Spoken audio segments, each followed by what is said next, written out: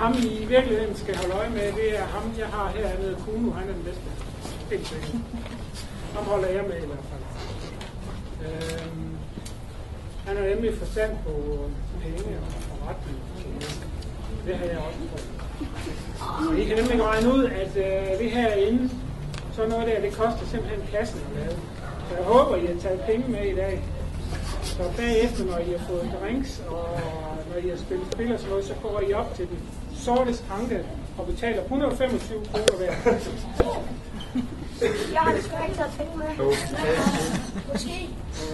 Jamen, jeg har faktisk lige fået at vide, at det er gratis. Det fatter jeg til. Det fatter jeg ikke. Det er simpelthen gratis at bruge. Hvis I deltager i konkurrence, så skal I betale 50 kroner stykket på hver. Nej, det passer ikke. Det er også gratis.